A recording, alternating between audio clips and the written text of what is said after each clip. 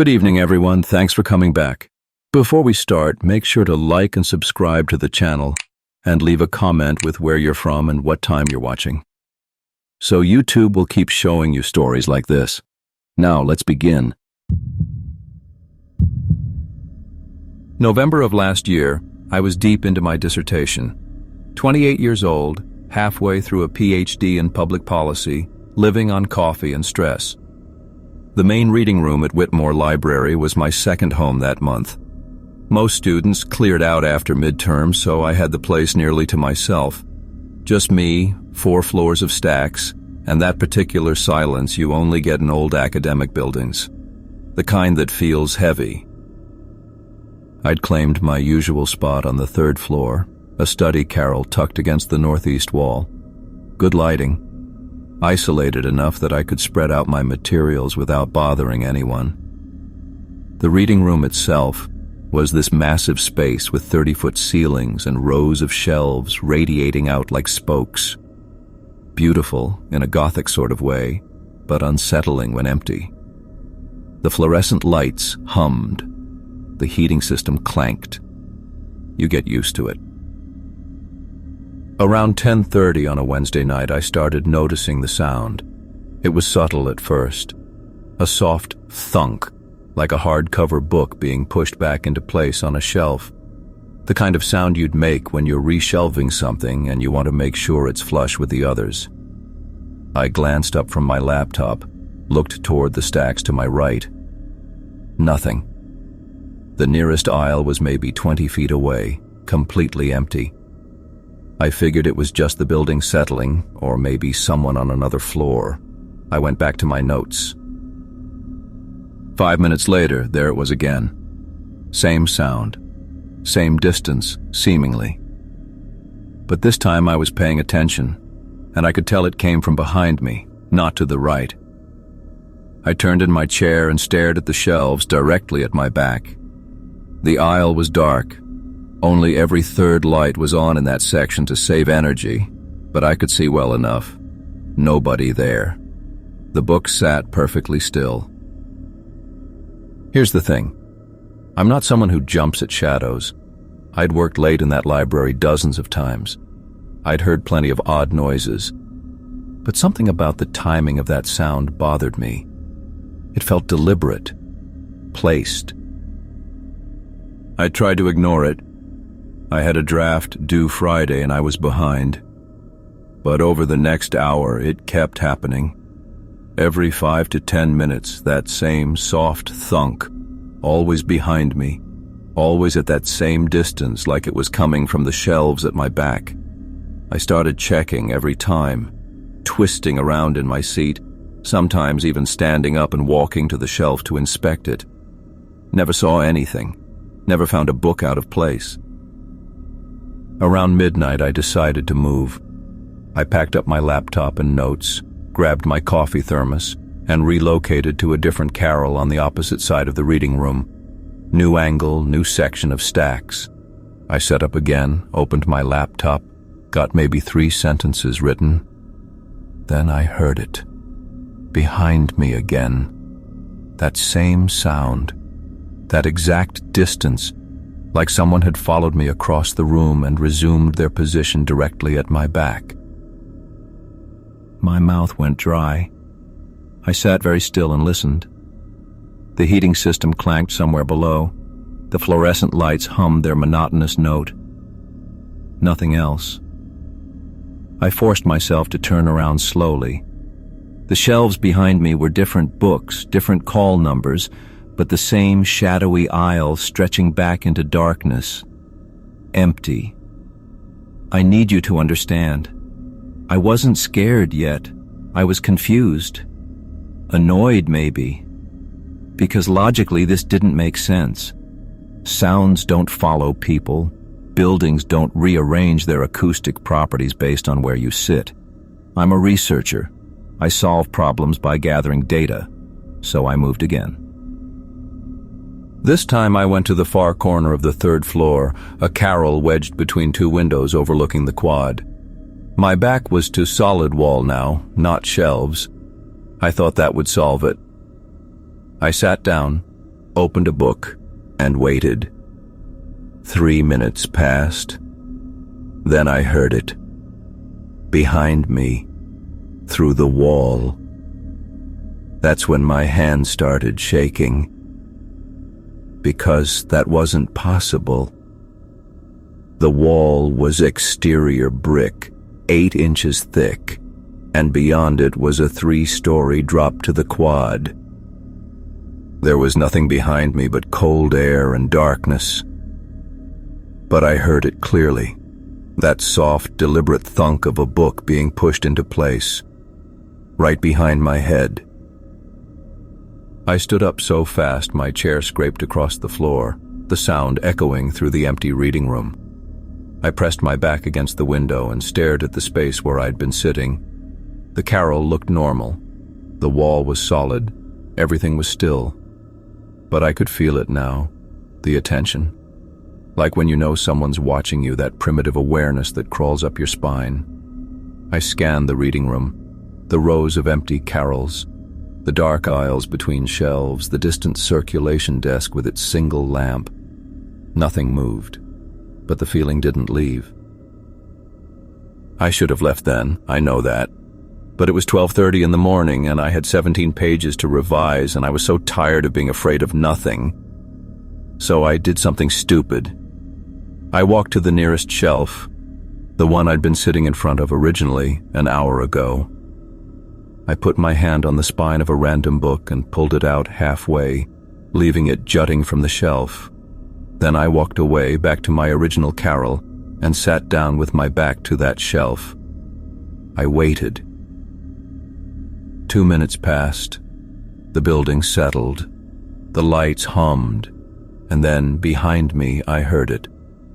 That soft thunk. But this time I knew what it meant. I turned around fast. The book I'd left jutting out was flush with the others now. Pushed back into place. My breath caught. I walked over, touched the spine. It was warm. I don't remember leaving the building. I know I grabbed my laptop but left my notes scattered across the carrel. I know I took the stairs instead of the elevator because I couldn't stand the idea of being in an enclosed space. I remember the night security guard asking if I was okay and I couldn't answer him. I filed a request to work from home for the rest of the semester. My advisor approved it without questions. I finished my dissertation in my apartment at my kitchen table with my back to the wall and all the lights on.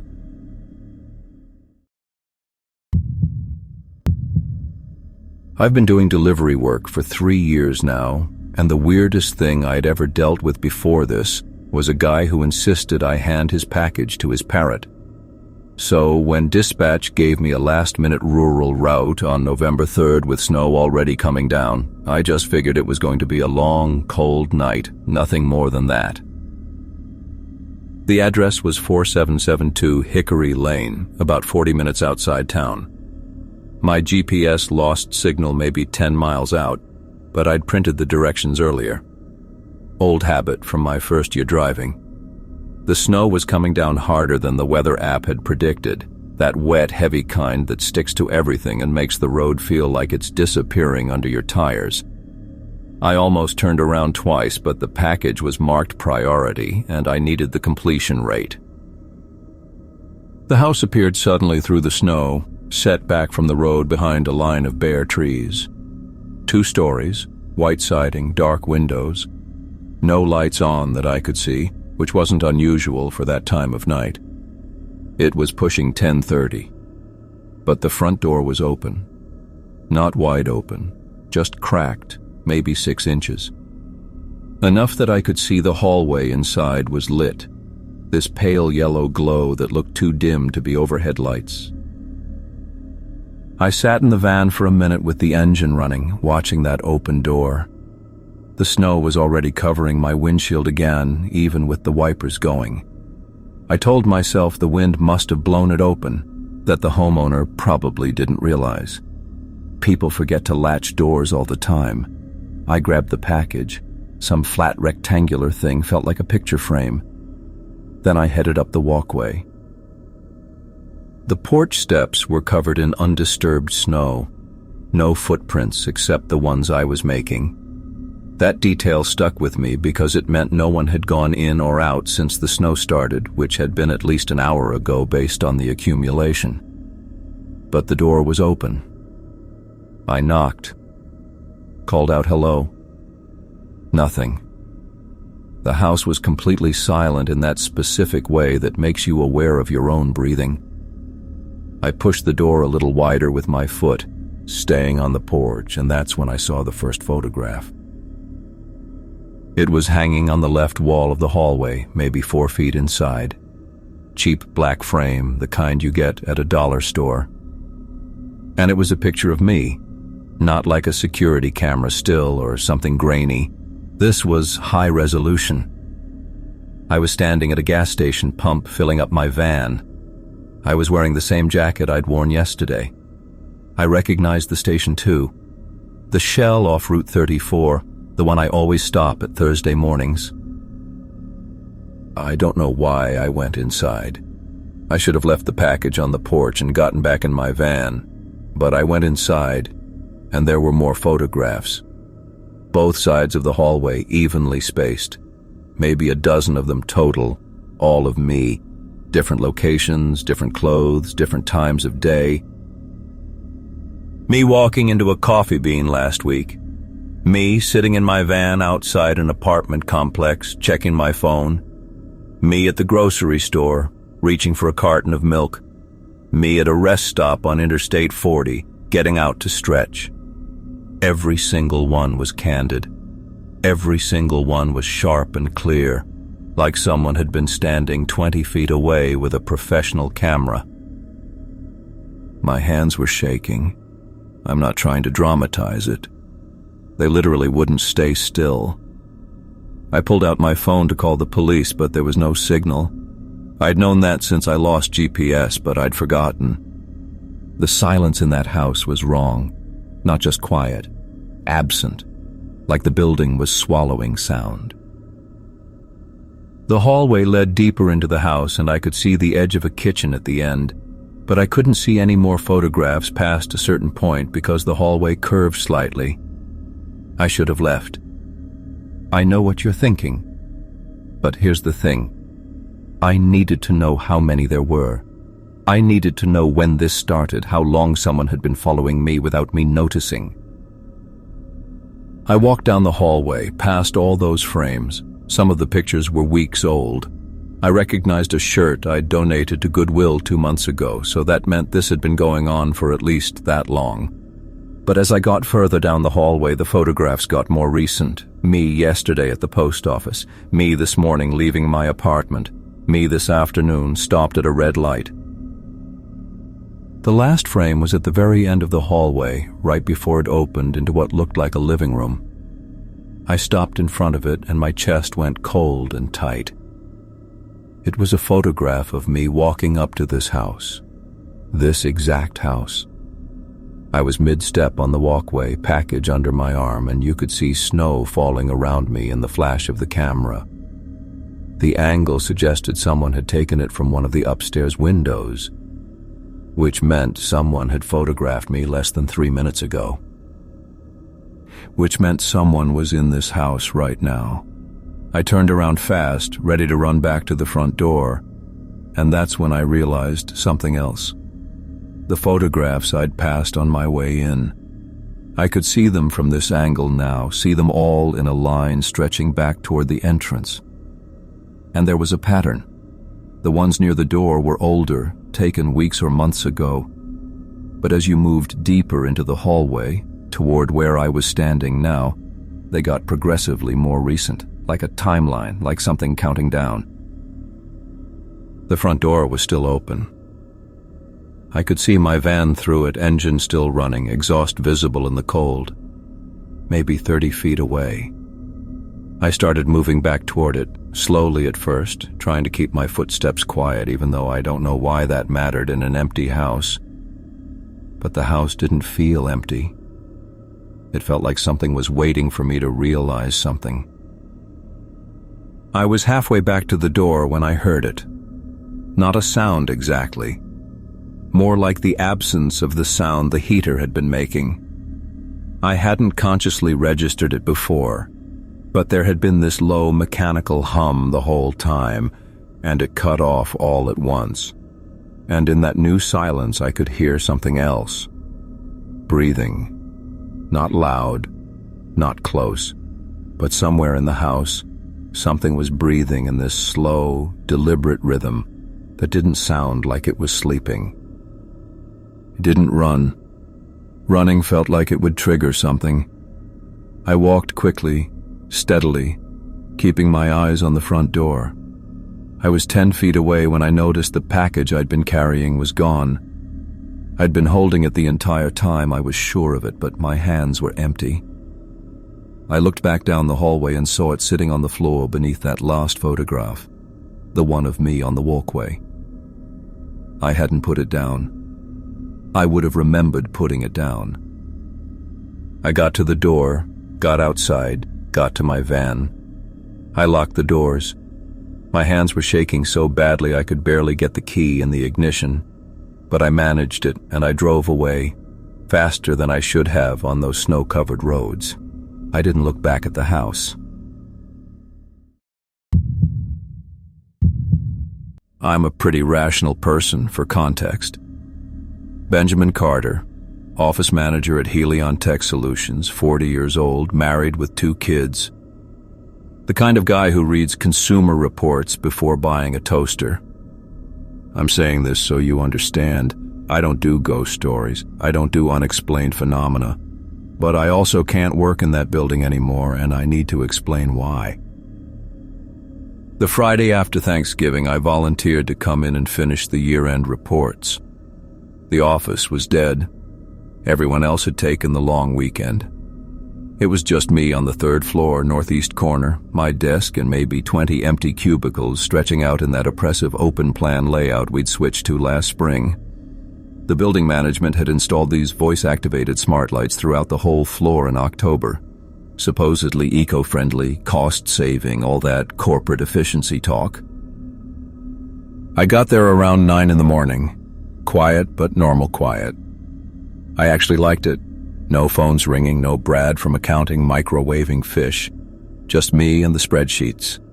The lights responded fine at first. Lights on, they'd come on. Lights off, they'd go off. I'd worked alone in the office before. This wasn't my first time. Around 11, I was deep in the Q3 numbers when the lights in my cubicle shut off. Not the whole floor, just my immediate area. Maybe a 6-foot radius of darkness while the rest of the floor stayed lit. I said lights on. Nothing. I repeated it louder, lights on. Nothing. I stood up, annoyed, figuring the system had glitched. Then I heard it. A whisper. Quiet, but distinct. Coming from the cubicle directly next to mine. Sandra's desk. She was in Michigan visiting family. Her cube was empty. I could see into it from where I stood. No one was there. The whisper said, "Lights on." And my lights came on. I went completely still.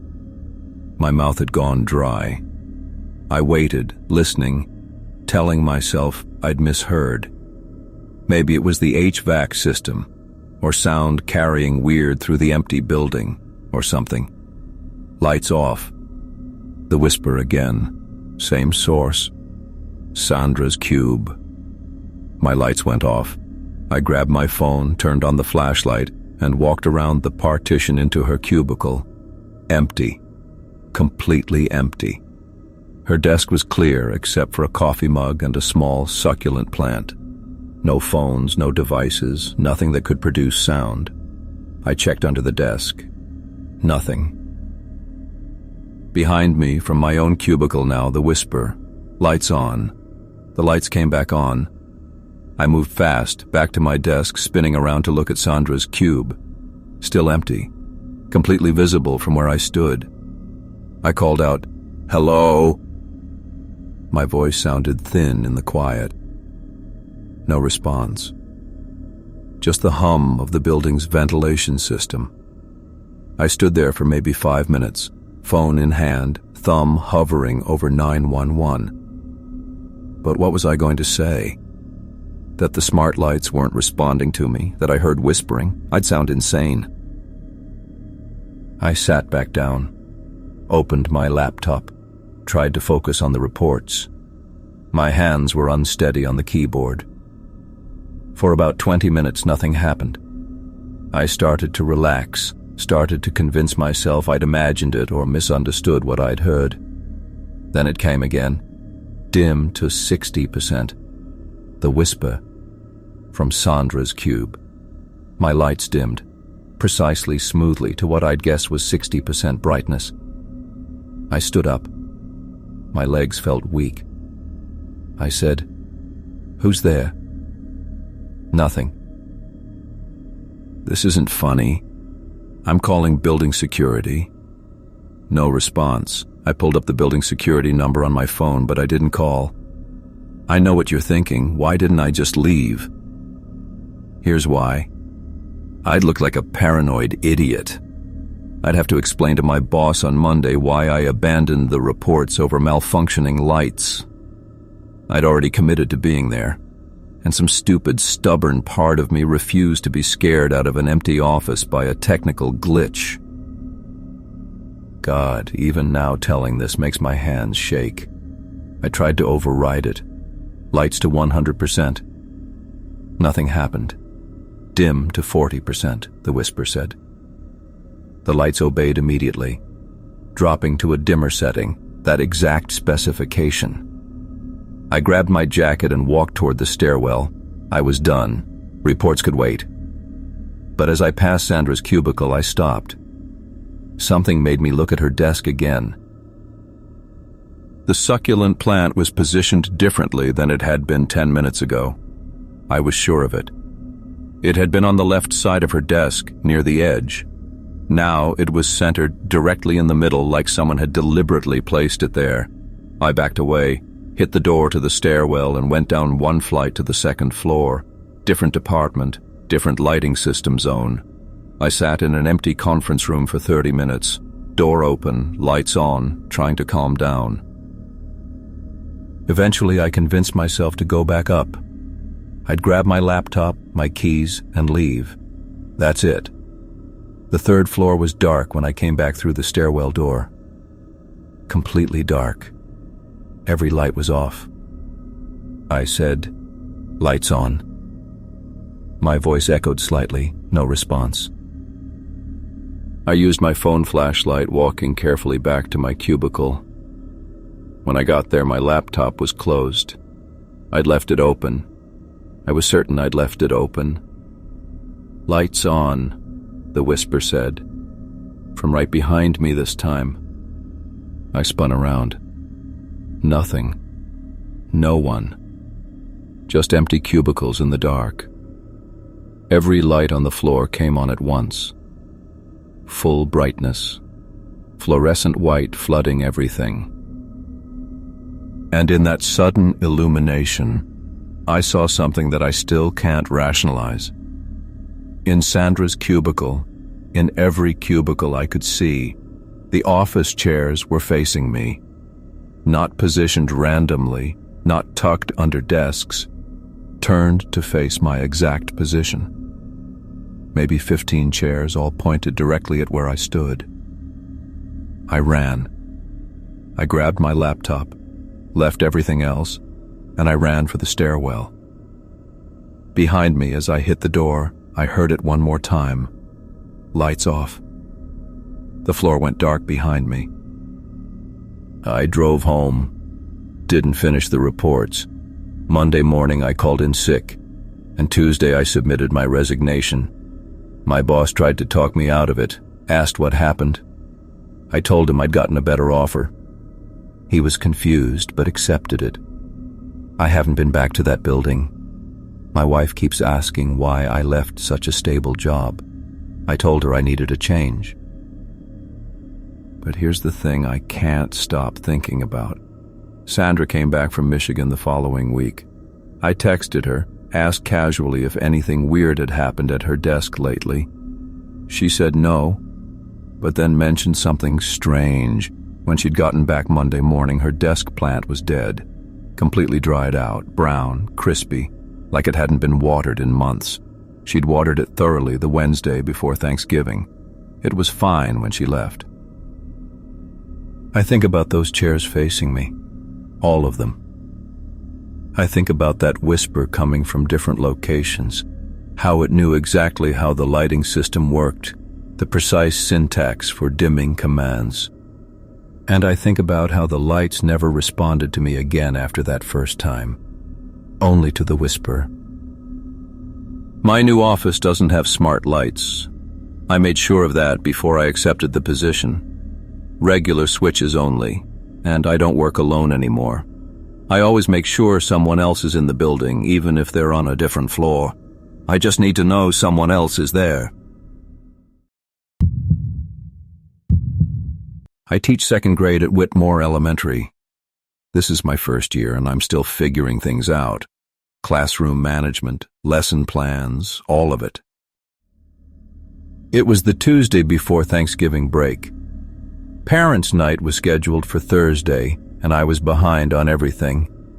I'd stayed late to set up my presentation materials, sample worksheets, progress charts, that kind of thing. The building was supposed to be empty except for Paul, the janitor, but he'd already done my haul and moved on. I remember hearing his cart squeaking somewhere near the gym around 6:30. After that, nothing but the sound of rain hitting the windows. My classroom is on the first floor, northeast corner. Directly above me is Mrs. Patterson's third grade room, which has been empty since she retired in October. They hadn't hired a replacement yet, so that entire section of the second floor was dark and unused. I knew this. I'd walked past it dozens of times. Around 7:15 I heard it. A metal chair being dragged across linoleum. One chair.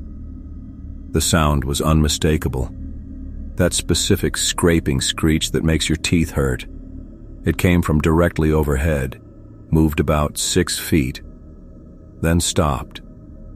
Just stopped. No thud of someone sitting down, no footsteps, just the drag and then silence. I waited, listening. The rain kept drumming. The fluorescent lights in my classroom buzzed faintly. Nothing else. I went back to sorting my handouts, told myself it was the building settling or Paul doing something upstairs I hadn't heard him climb up to do. But I couldn't focus anymore. The sound had been too clear, too deliberate, and it bothered me that it was just one chair. If Paul was moving furniture, why one chair? 5 minutes later, it happened again. Same location, same scraping sound, but this time it dragged farther, maybe 10 feet, before stopping. The path it took seemed to trace from the back of the room toward the front. I actually stood up this time, staring at my ceiling tiles like I could see through them. I'm a pretty rational person, for context. I don't do ghost stories. But standing there in my empty classroom, listening to furniture move in an empty room above me, my hands started feeling cold. I should have left, I know how that sounds. But here's the thing. I'd only been teaching for 3 months and I was already anxious about parents' night. The idea of going home with nothing prepared felt worse than investigating some weird noise. So I grabbed my keys and went upstairs. The second-floor hallway was dark except for the exit signs. My shoes echoed on the tile. Mrs. Patterson's room was the third door on the right, and when I got there I stopped outside for a second, listening. Nothing. I unlocked it, all teachers have master keys, and turned on the lights. Every single chair was stacked neatly on the tables. 6 tables, 4 chairs per stack, all exactly as they'd been left when the room was closed up, except one. One metal chair sat in the center of the room, facing the door. Facing me. I stood there looking at it. The rain sounded louder up here, or maybe I was just more aware of how quiet everything else was. There were no wet footprints on the floor, no sign anyone had been inside.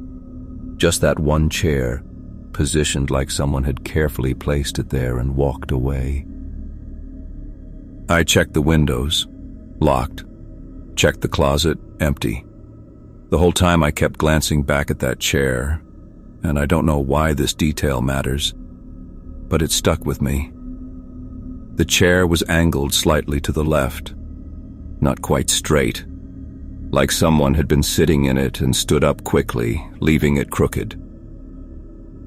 I dragged it back to the nearest table and stacked it with the others. My hands were shaking a little, which annoyed me. It was just a chair. Paul had probably moved it earlier for some reason, and I'd misheard where the sound came from. Buildings echo weird. That made sense. I went back downstairs and tried to work, but I couldn't stop thinking about that chair, the way it had been positioned, the angle of it. After about 20 minutes of accomplishing nothing, I packed up my stuff and decided to call it a night. That's when I noticed my desk. Wasn't where I'd left it. I know how that sounds. How could I not notice my own desk moving? But I'm telling you, it had shifted. Not much. Maybe 6 inches toward the center of the room, and my chair, my rolling desk chair, was pulled back and angled slightly to the left, the exact same angle as the chair upstairs. I backed up until I hit the wall. Every light in my classroom was on.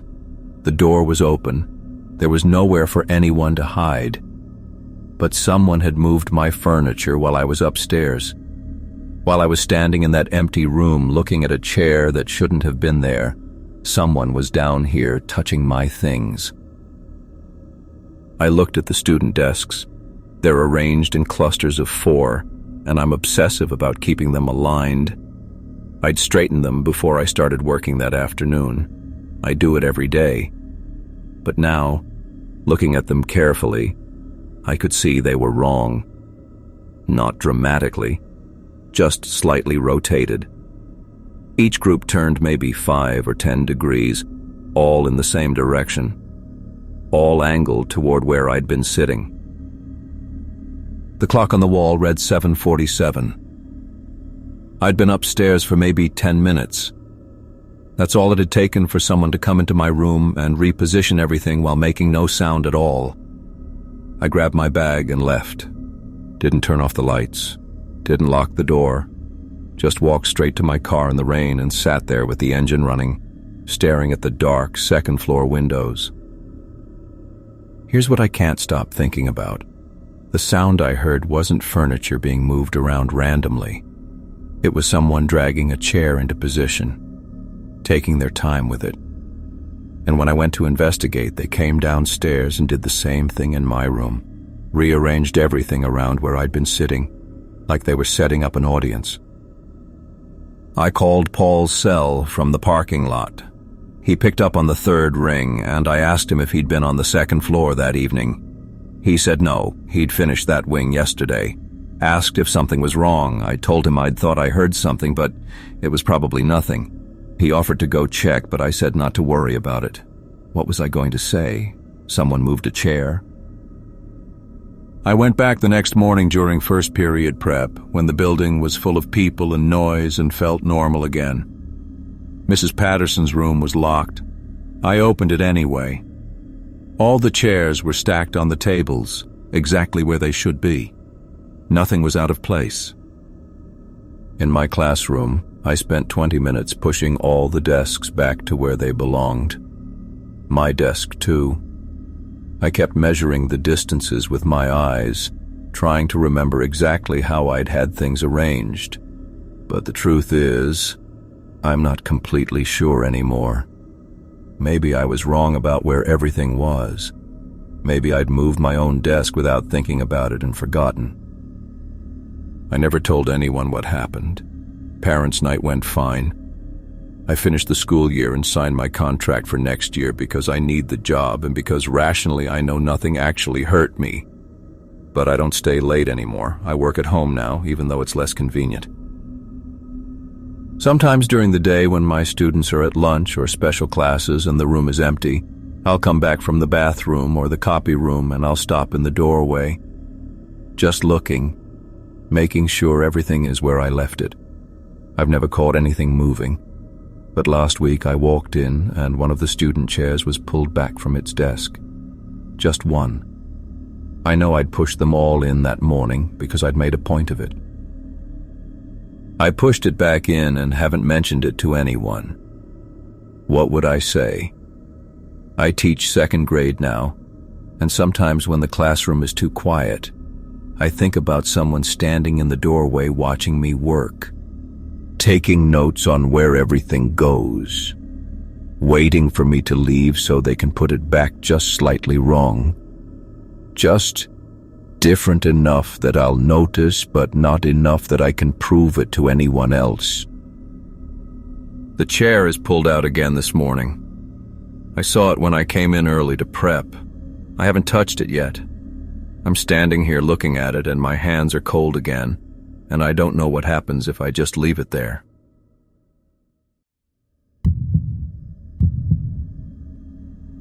I've been a forensic cleaner for 16 years, and I've seen things that would make most people quit on the spot. But I'm good at compartmentalizing. What happened last November, though, I can't file it away like the rest. The job seemed standard enough. A house in Maple Ridge, one of those cookie-cutter subdivisions where every third home has the same floor plan. The owner had died in a nursing home, natural causes, and the estate needed the place cleaned before listing it. No trauma scene, no biohazards, just dust, neglect, the usual post-occupancy sanitization. I remember the sky was that flat, colorless gray you get in late November, the kind that makes everything look washed out. I started in the master bedroom around 2 in the afternoon. The furniture had been cleared out the day before. Bed, dresser, nightstands, all gone. What remained was about 3 decades worth of dust and the kind of stillness that comes with a house that's been lived in by one person for too long. The hardwood floor was original, probably 1970s oak, scuffed, but solid. I was sweeping when I first noticed the pattern. Beneath where the bed had been, the dust had settled into this shape. Not random, not the usual accumulation you'd expect. It was a spiral, maybe 4 feet across, the lines so precise they looked deliberate, geometric, each curve perfectly spaced from the next, tapering inward to a center point. I stopped mid-sweep and just stared at it for a moment, trying to work out what could have caused it. Air circulation patterns, maybe. Some quirk of how the bed frame sat. I've seen dust do weird things over the years. I finished the sweep, collected everything into the dustpan, and moved to the hallway to empty it. When I came back with the mop, the spiral was there again. Not similar, identical. Same proportions, same center point, same spacing between the curves. I stood there holding the mop handle, my brain trying to logic it out. Maybe I'd missed a section when I swept. Maybe there'd been multiple layers of dust and I'd only gotten the top one. I swept the area again, more carefully this time, made sure I got every particle, watched the clean floor for a full 30 seconds before I left the room to rinse the dustpan in the utility sink. It was back when I returned. Exact same spiral, sharp lines, unnaturally precise. My hands were starting to feel cold. I set down the mop and got out my phone, took a picture of the pattern. Then I swept it again, deliberately, aggressively, and immediately crouched down to watch the floor. For maybe 20 seconds, it stayed clean. Then I saw the dust beginning to drift back, not falling from the air. There wasn't that much dust in the air. It was coming from the edges of the room, sliding across the floorboards in these thin streams, like iron filings to a magnet. Within a minute, the spiral had reformed. Perfect. Unbroken. I don't know how else to explain it, but the dust was moving with intention. I called my supervisor, told him I was dealing with some kind of ventilation issue, that the dust kept resettling in a weird pattern, and I needed to know if there'd been any HVAC problems reported. He checked the intake forms, said nothing had been flagged, asked if I wanted to postpone and come back with an air purifier. I told him no. I don't know why I said no. I should have left. Instead, I went out to my van and got the shop vac. Figured if I removed every trace, really cleaned it down to the bare wood, maybe that would break whatever was happening. I vacuumed the entire bedroom floor, not just the spiral area, and I could hear the motor straining with the amount of dust it was pulling up.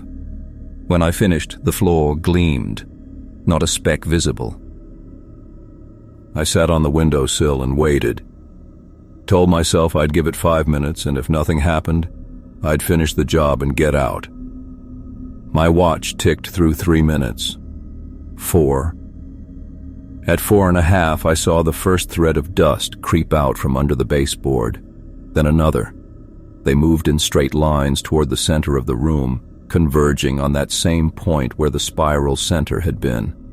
I watched them begin to curl, tracing the pattern again, and this time I could see how precise the movement was, intentional, practiced. Something had made that spiral. Something had done it so many times, for so long, that the house remembered. Here's the thing. When you clean up after deaths, you start to notice patterns. The way a person's daily routines leave marks, the path worn into carpet between a bed and bathroom, the dust accumulation that shows where someone always sat, physical evidence of habit, of repetition. But those patterns are static. They don't reform after you erase them. I grabbed my equipment and walked out of the bedroom. Didn't pack it properly, just carried it. I was halfway down the stairs when I heard something from above. Not a loud sound, more like a soft, rhythmic friction. Cloth against wood, maybe, or skin. The sound of something moving in a circle, around and around and around, steady and mechanical. I left everything in the van and drove to a gas station 3 miles away. Sat in the parking lot with the engine running, trying to steady my breathing. Eventually called my supervisor back, told him I'd had a family emergency and couldn't finish the job. He was irritated but said he'd send someone else the next day. I found out later that the previous owner, Gerald Hathaway, had lived alone in that house for 33 years. No family, minimal social contact. The neighbors said he'd been a withdrawn man, obsessively private. One of them mentioned that in his last few years, before he went to the nursing home, they'd heard strange sounds from his bedroom at night. Repetitive. They'd assumed it was some kind of exercise routine or maybe a sleep disorder. No one had checked on him. The cleaner who took over my job finished it without incident.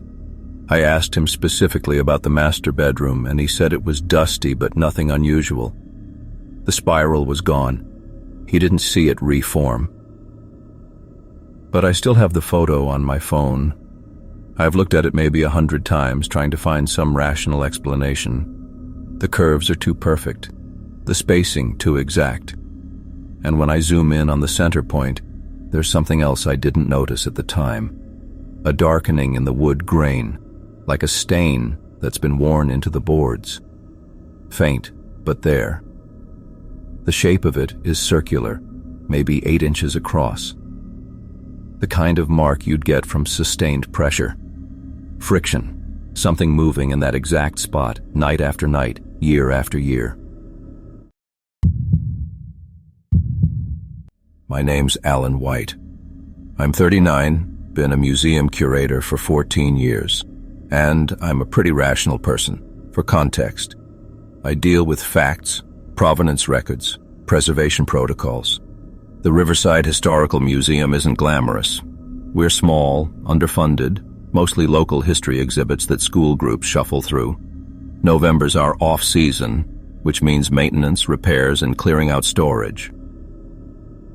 The basement's where we keep the overflow. Old displays, broken mannequins, furniture donations we'll never use. It's musty down there, smells like cardboard and that particular dust that only exists in old buildings. I'd been assigned to catalog and dismantle a large diorama, maybe 8 feet long, 4 feet deep, that had been part of a 1970s nature exhibit. Forest scene. Miniature trees, moss, tiny woodland animals positioned around a clearing. Meticulously crafted, the kind of thing someone spent months on, but it hadn't been displayed in decades and we needed the space. I went down there on a Tuesday afternoon. No one else in the building except Marcy at the front desk, and she leaves at 4. I had my label maker, inventory sheets, my phone for photos. Standard procedure.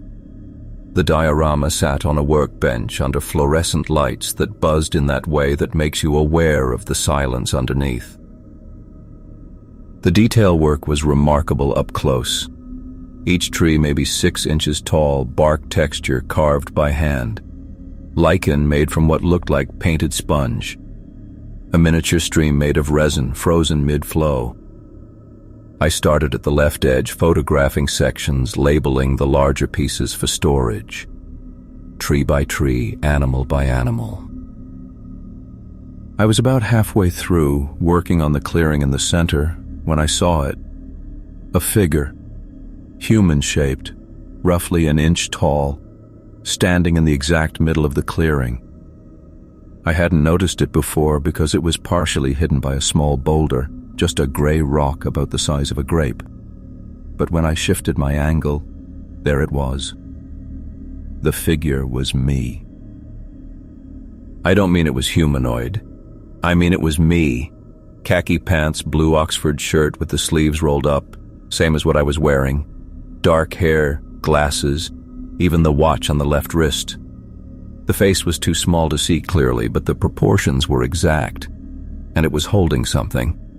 A tiny object in its right hand, rectangular, the same red color as the label maker sitting on the bench next to me.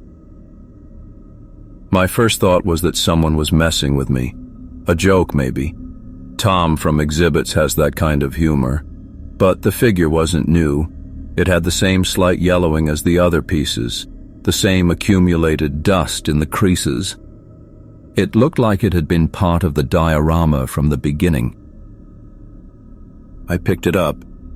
Felt like resin, lightweight, slightly warm from the lights. I turned it over in my palm. The detail was insane.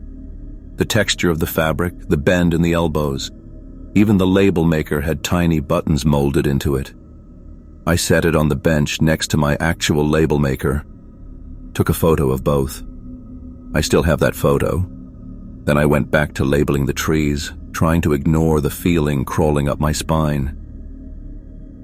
Here's the thing. I kept glancing at the bench, at the figure, and every time I looked away and then back, I had this weird sensation, like something was slightly off, like the figure had moved a fraction of an inch, but I couldn't be sure. You know how your memory plays tricks with spatial details. I finished labeling the trees on the right side of the clearing. Took maybe 15 minutes. When I turned back to photograph the center section, the figure wasn't on the bench anymore. It was back in the diorama. Same spot, same exact position. My hands went cold. I know I picked it up. I know I put it on the bench. I looked around the basement. No one there. No sound except the fluorescent buzz and the building's heating system clicking on. I picked up the figure again. This time I put it in my shirt pocket, buttoned the flap, went back to labeling, but I couldn't focus. My breathing had gone shallow and I kept touching my pocket to make sure the figure was still there. It was. I labeled 3 more items. Maybe 2 minutes passed. I glanced at the clearing. The figure was back. I unbuttoned my pocket. The figure was still in there. I pulled it out, held it up, then looked at the diorama again.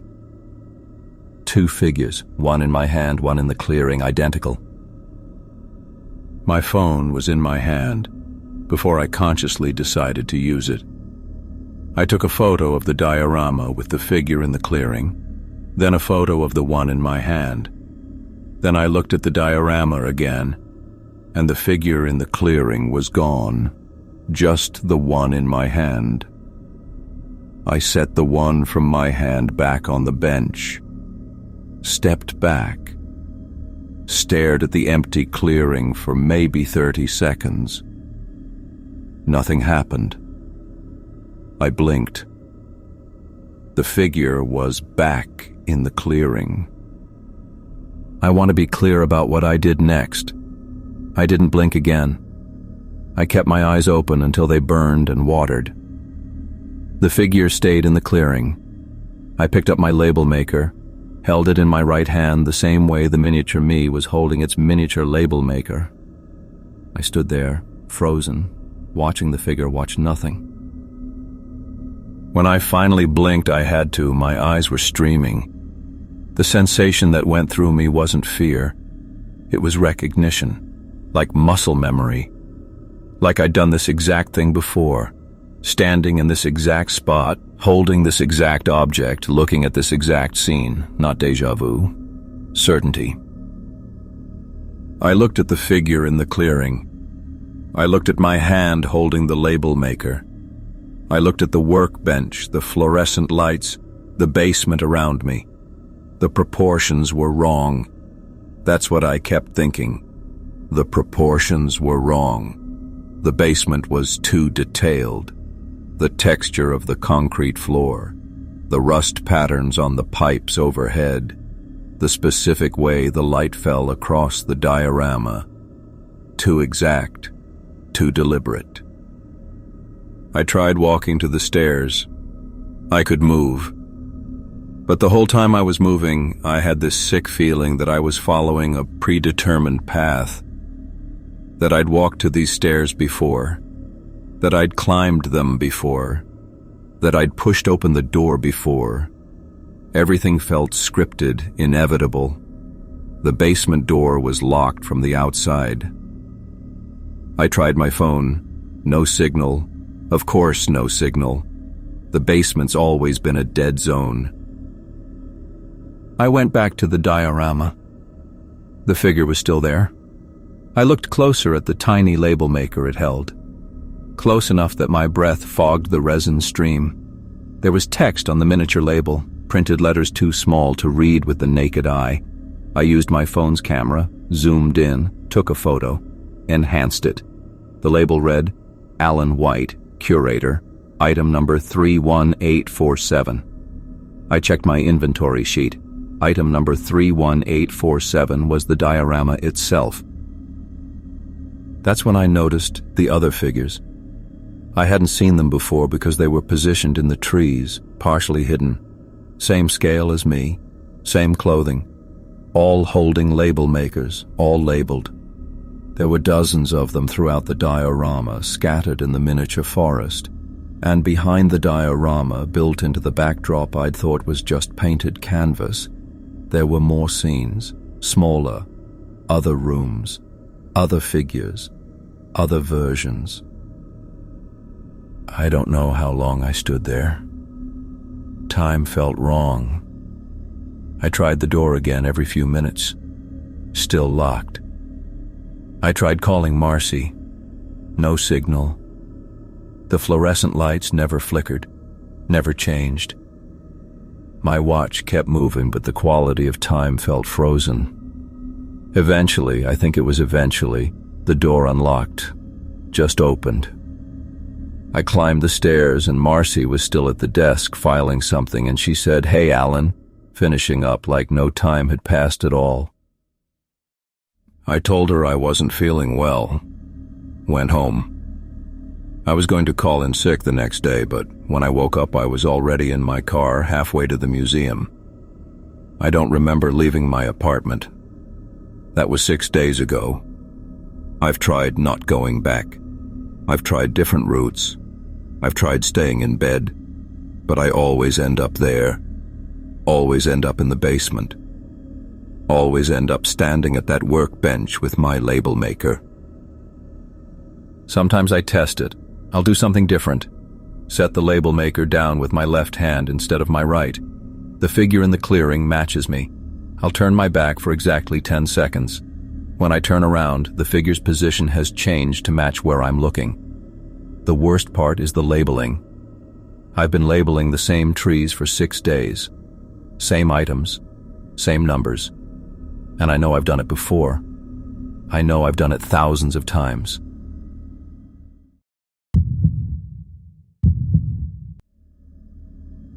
I'm going to tell you this because I need someone else to know what happened down there, even if you don't believe me. I'm a pretty rational guy. Worked as a night janitor for 6 years. Cleaned everything from hospital basements to office towers. Nothing ever bothered me before this. Last November, I got assigned to this underground archive about 40 minutes outside the city. The place was massive, maybe 4 stories deep, all concrete and fluorescent lights that hummed constantly. No windows.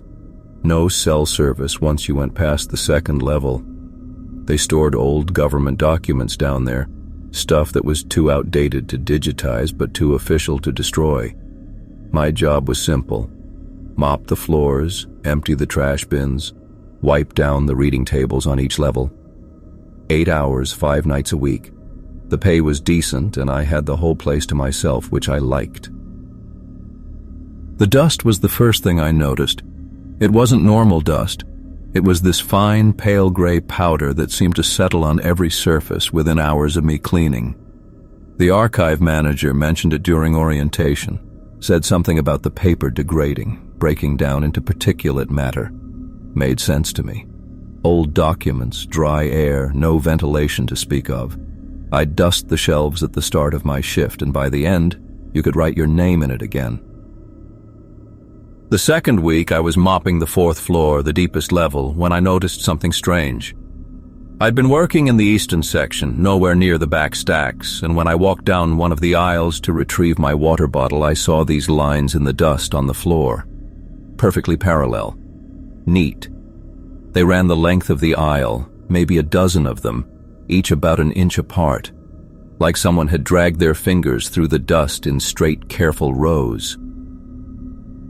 I stood there staring at them for a while. I hadn't been down that aisle yet that night. Nobody else worked those hours. The archive was locked from the inside. I had to badge in through 3 separate security doors just to reach the stairwell. I convinced myself I'd done it earlier and forgotten. Maybe I'd walked through with the mop, left some kind of pattern. It didn't quite make sense, but I needed it to. The next night I paid closer attention. I started in the western section of the 4th floor, working my way through each aisle methodically. I'd mop, then move to the next one, making sure I didn't double back. Around 2 in the morning, I took my break in the staff room on the 2nd floor. Ate my sandwich, scrolled through downloaded podcasts since there was no signal. 30 minutes, maybe 40. When I came back down, I saw them again. The lines were in 3 different aisles this time, all in sections I'd already cleaned. They were more deliberate now, more defined. The parallel tracks ran from the darkness at the far end of each aisle toward the front, stopping about 10 feet from where the main walkway started. I crouched down to look at them up close. The dust had been swept aside, not scattered, pushed into these neat ridges like something had carefully, methodically moved through and organized it. I don't know how else to explain it, but I felt watched. Not the normal kind of paranoia you get when you're alone in a big, empty building. This was different, specific. Like something was standing just outside my peripheral vision, waiting for me to look away. I started testing it. I'd clean an aisle completely, making sure there wasn't a speck of dust left on the floor. Then I'd go work on the opposite side of the level for an hour. Every single time when I came back, the lines were there, always parallel, always starting from the deep end of the stacks where the overhead lights didn't quite reach. By the 4th night, the lines were leading somewhere. I followed one set from the back of an aisle all the way to the front, and they didn't stop at the walkway. They continued across the main corridor, straight to where I'd left my mop and bucket. The tracks ended right at the bucket's base, like whatever made them had stopped there, examined my tools, then retreated back into the stacks. That's when I started hearing it, a soft, rhythmic sound like fabric brushing against concrete. It came from the aisles I wasn't in, always distant, always moving parallel to wherever I was working. If I was in the east section, the sound came from the west. If I moved north, it shifted south. It was following my pattern, mirroring my route. I told myself it was the ventilation system, air moving through the ducts, creating echoes.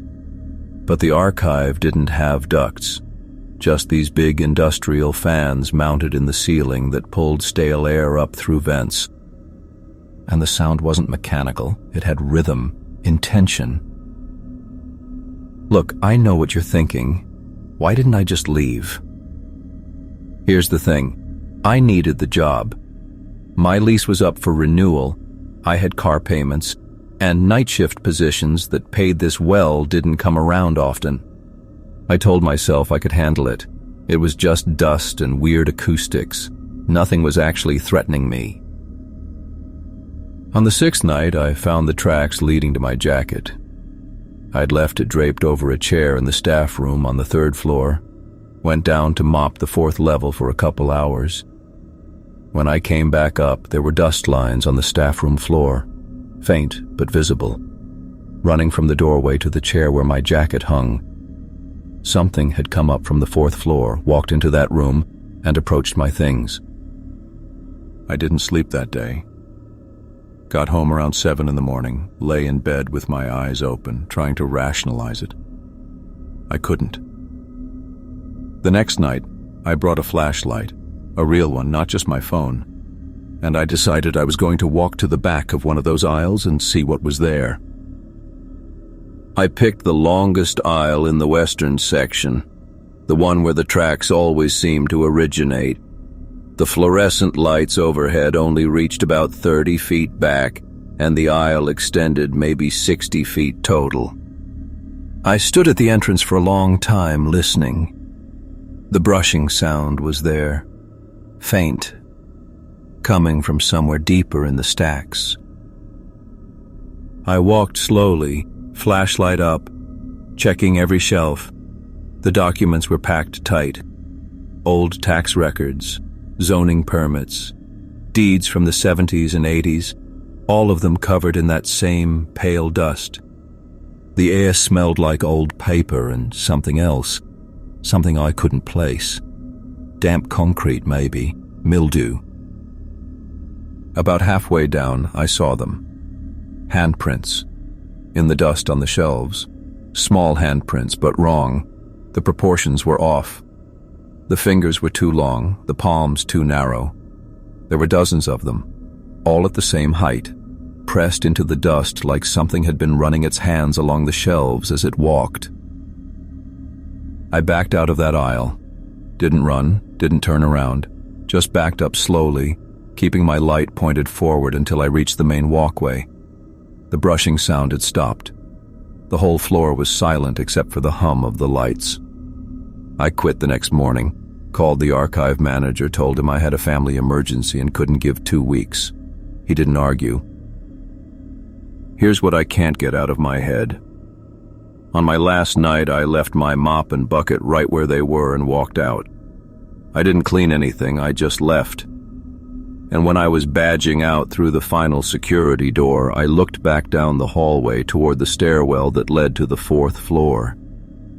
The lights were still on down there, and I swear I know how this sounds. I saw something move across the doorway at the bottom of the stairs, something that walked on 2 legs but didn't move like a person. It was too smooth, too deliberate. I still think about those handprints sometimes.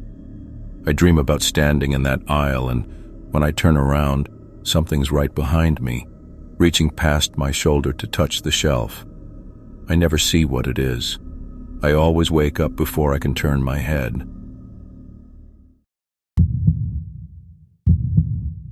I used to think museum night shifts were the easiest money you could make.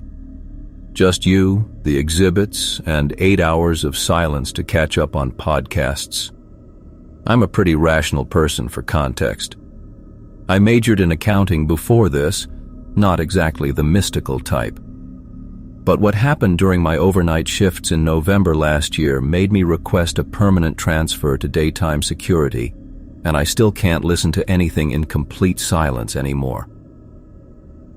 The museum's dinosaur wing stays at 58 degrees year-round for preservation, but late November made it feel like a meat locker. My route took me past the centerpiece every 45 minutes, a 40-foot Tyrannosaurus Rex they'd assembled from something like 70% original fossils. Most complete skeleton in North America, according to the placard. They had it positioned mid-stride, jaw open, like it had frozen while chasing something 65 million years ago. First time I heard it was around 2:30 in the morning on a Tuesday. I'd just finished my rounds of the Egyptian wing and was cutting back through the dinosaurs when I heard this faint metallic groan. Not loud, barely audible over the heating and cooling system. I stopped walking and the sound continued for maybe 3 seconds before going quiet. Old buildings make noise. I grew up in a house with radiators that sounded like someone hammering pipes. This wasn't that different. Just the cold making metal support brackets expand and contract. I logged it in my report as building settling sounds, dinosaur wing, 2:34 in the morning, and moved on. It happened again Thursday night. Same approximate time, but I was standing closer to the Rex when I heard it. The sound had texture to it this time. Not just a groan, but something with grit in it, like stone scraping against stone. It lasted longer too. Maybe 8 seconds. I stood there with my flashlight playing over the skeleton's massive skull, watching for movement in the shadows the security lights created. Nothing. The jaw hung open at the same angle it always did, frozen in that permanent snarl. I'm not an engineer, but I know fossils are just mineralized bone, basically rock. And rock doesn't expand and contract like metal does. Still, I wrote it off. What else was I supposed to think? By Saturday, the sound had developed a pattern. I started timing it without really meaning to. Every night that week, between 2:30 and 4 in the morning, I'd hear that grinding noise. It would start soft, build to a sustained scrape that lasted 10 to 15 seconds, then fade. And here's the thing that made my skin crawl. It was rhythmic. Not perfectly regular like a machine, but organic. The way someone might slowly chew something tough. That's when I started standing in front of the Rex during my 2:30 rounds, just watching it in the dark. Look, I know what you're thinking. Why didn't I just avoid that wing, file a maintenance request and let someone else deal with it? The museum was hemorrhaging money. They'd already cut our security staff from 4 overnight guards to just me. If I reported hearing mysterious sounds and requested backup or investigation, I'd be the guy who couldn't handle working alone. I'd be the guy who got laid off. So I watched. On the 8th night, this would have been the Tuesday before Thanksgiving, I brought my personal night vision monocular from home. Bought it for a camping trip I never took. I positioned myself about 30 feet from the Rex at 2:25 and waited. The cold had gotten worse somehow, like the building's heating had given up entirely. My breath came out in visible clouds. 2:33 in the morning, the sound started. I raised the night vision and focused on the skull. The greenish image resolved into sharp detail. Every crack in the fossilized bone, every wire support, every metal pin holding the massive jaw assembly together. At first, I didn't see anything unusual. Just the skeleton, motionless exactly as it had been for the 15 years since they'd installed it. Then I saw the jaw move. Not swing open, not drop or shift from loose support wires. The jaw closed. by maybe a millimeter. So slight that if you'd blinked you would have missed it entirely. Then it stopped. Then, 10 seconds later, it opened again by that same infinitesimal amount. The grinding sound accompanied each microscopic movement. Bone sliding against bone with geological slowness. My hand started shaking so badly I almost dropped the monocular. I watched for the next hour and 12 minutes. I know the exact time because I couldn't stop checking my phone, like the timestamp would somehow make what I was seeing less impossible. The jaw continued its pattern. Close, pause, open, pause, close. Each movement was barely perceptible, but absolutely real. And with each cycle, that grinding sound, like millstones working against each other, patient and inevitable. I didn't file a report that night. What would I even say? The dinosaur skeleton is moving? They'd test me for drugs. I called in sick for my next 3 shifts, told them I had the flu. My supervisor sounded annoyed, but approved it. I spent those nights at home trying to convince myself I'd imagined it, that the night vision had glitched, that I'd been staring so hard I'd created the movement in my own head. But I kept coming back to the sound. I'd heard the grinding before I ever saw the jaw move. The sound came first. When I went back, I brought a tape measure. I'm not proud of what I did next, but I needed to know. At 2 a.m, I used my master key to unlock the velvet rope barrier around the Rex exhibit. The museum's security system logs door access but not interior movement. No cameras on the exhibits themselves, just the entrances. I approached the skeleton and placed a piece of clear tape across the gap where the lower jaw met the upper skull. Then I marked the exact position with a pencil on both pieces of tape. If the jaw moved more than a millimeter or 2 over the course of weeks, the marks would show it. Then I measured the current gap, 11.3 centimeters at the widest point between the upper and lower teeth. I stepped back behind the barrier and waited for 2:30. The grinding started on schedule. I watched through the night vision as the jaw performed its microscopic chewing motion. The tape stayed intact. The movement was too small to break it, but I could see the pencil marks shifting. Barely, but shifting. I measured again at 5 a.m, right before dawn, 11.2 centimeters. 1 millimeter of movement in 3 hours. At that rate, the jaw would close completely in. I did the math on my phone, 4,660 hours. About 6.5 months of continuous movement.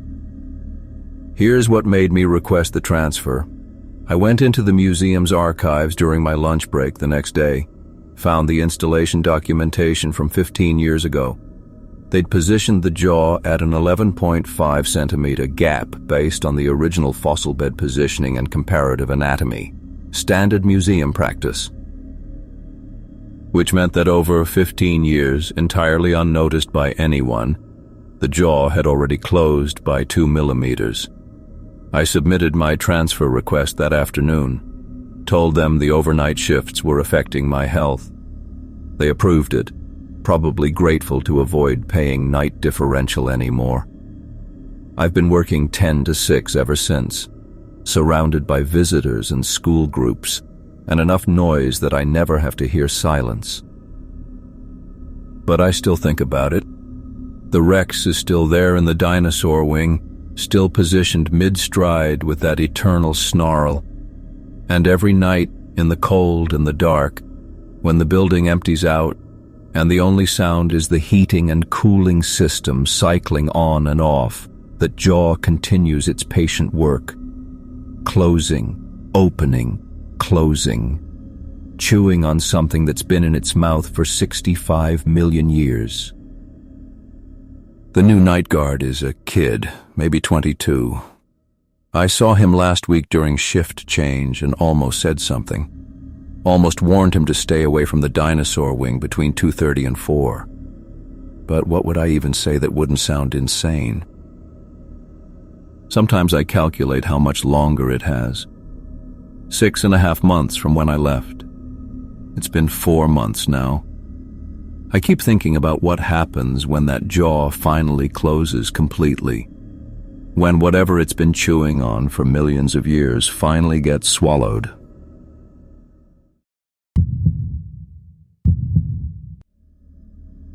I spend my days photographing water damage and hail-dented roofs, filling out forms, being thorough. I'm not the type who sees things that aren't there. The Harmon house fire was a standard job. Structure fire, electrical origin, moderate damage to the first floor and extensive to the second.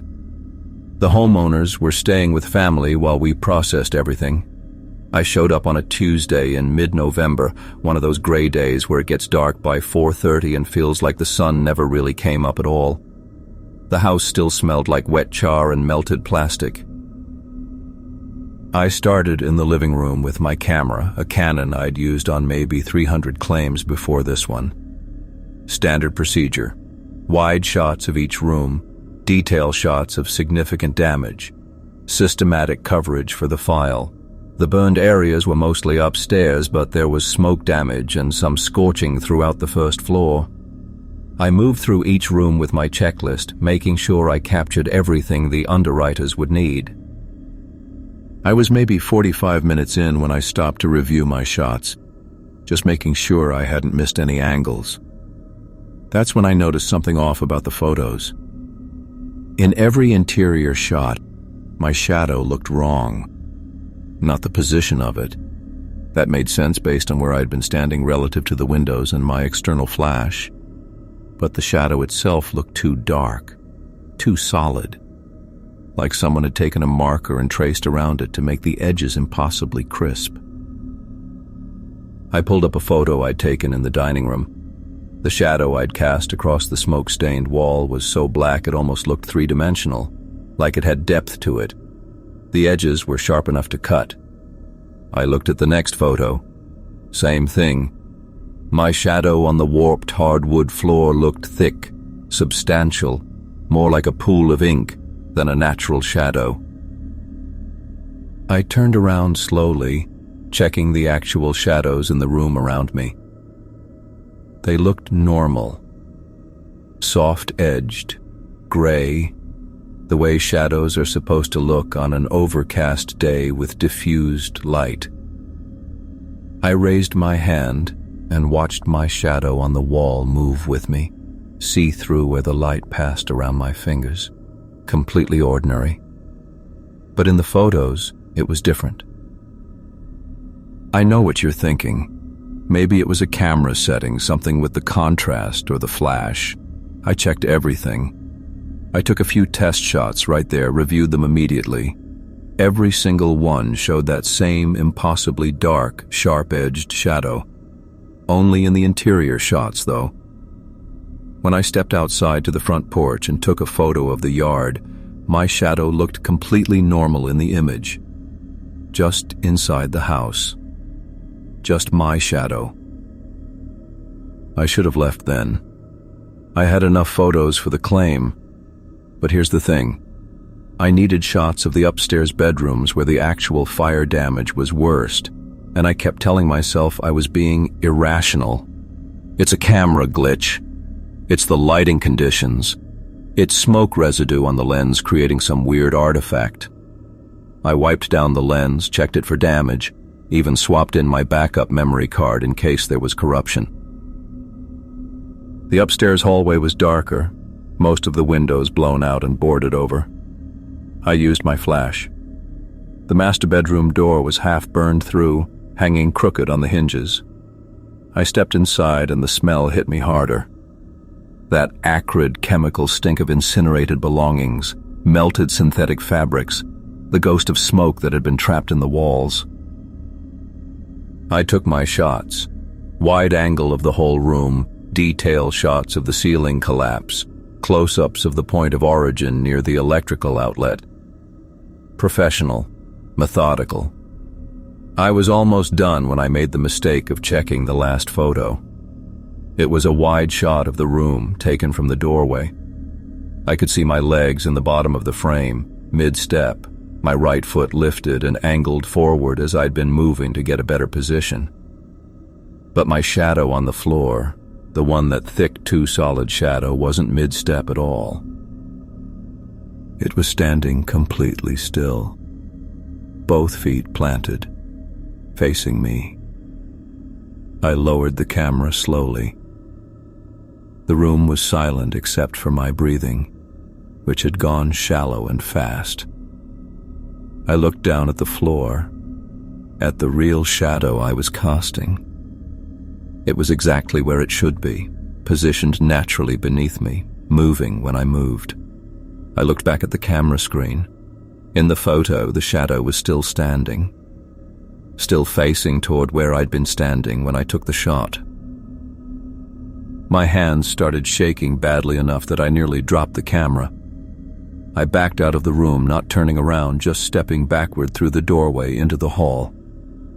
I'm not proud of this, but I pulled up every single photo I'd taken inside that house, scrolling through them quickly, one after another. In every single one, my shadow was in the wrong position. Not just dark and sharp-edged, actively wrong. In a shot where I'd been facing the kitchen window, my shadow on the linoleum was angled toward the basement door.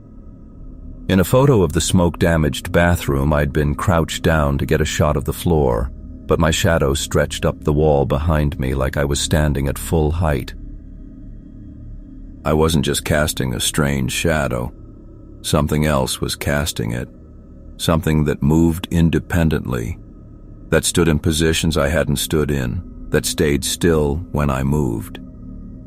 I left the house. I didn't run, but I walked fast and I didn't look behind me, not in the hallway, not on the stairs, not crossing the living room to the front door. I kept my eyes forward and I moved. In my car, I sat there for maybe 10 minutes with the doors locked and the heat blasting, trying to convince myself I'd misremembered the positions, that I'd confused which photo was which. I pulled up the images on the camera again. They hadn't changed. In one shot of the hallway, my shadow stretched halfway down the corridor even though I'd been standing at the far end. It looked like it was reaching toward something. I filed the claim with the photos I had. No one at the office said anything about the shadows looking strange. I don't know if they couldn't see what I saw, or if digital compression for the file upload changed how they displayed, or if it only shows up on my camera screen. I don't really want to know. I used to be a projectionist. That probably sounds like a joke job now, but this was a real old theater.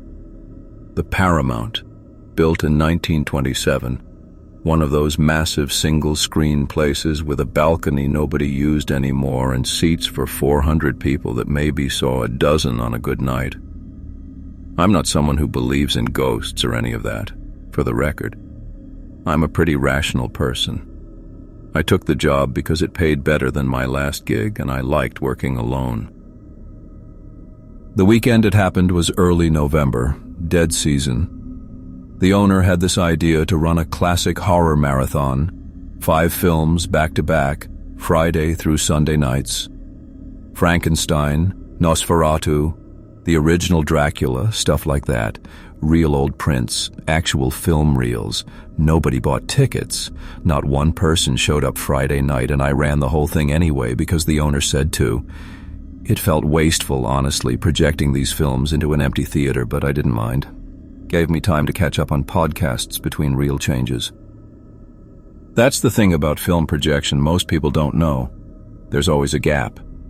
2 seconds, maybe 3, where you're switching from one reel to the next. The take-up reel runs out. You thread the new one, and for that brief moment the projector lamp is just blasting pure white light through the empty gate onto the screen. It's bright. Harsh. You learn to look away from it. Friday night, around 10:30, I was midway through Frankenstein when I had to make a reel change. Standard procedure. I stopped the motor, threaded the new reel, started it back up. During that white flash, that 2-second gap, I saw something on the screen. Not the usual blank white, an image. It was so fast, I almost convinced myself I'd imagined it. But it looked like a photograph, sharp, clear, weirdly high resolution compared to the grainy film I was projecting. And it was a picture of a back. Someone sitting in a chair. My chair, actually. I recognized the faded blue fabric of the seat I was sitting in. I could see the back of a head, short dark hair, wearing a gray hoodie. I was wearing a gray hoodie. Look, I know how that sounds. I thought maybe it was some trick of the light, or a weird artifact in the film itself, even though that didn't make any sense. I kept projecting, tried to focus on the movie, but I couldn't stop thinking about it. The image had been so clear, so specific. The next reel change came about 20 minutes later. I threaded the film, hands maybe a little less steady than usual. The white light flashed. There it was again. Same image. My back, my chair. Same angle, like someone was standing directly behind me, maybe 5 feet back, holding a camera at chest height. The photo was in color this time. I was sure of it. I could see the texture of my hoodie, the scuffed metal frame of the chair. It lasted maybe 2 seconds, same as always, and then the film kicked in and Frankenstein's monster was stumbling across the screen like nothing had happened. My hands were shaking when I reached for my phone. I turned on the camera and held it up, facing behind me. Empty booth. Just the second projector on its stand, some boxes of old film canisters in the corner, the small desk with the schedule taped to it, nothing. I know what you're thinking. Why didn't I just leave? Here's why.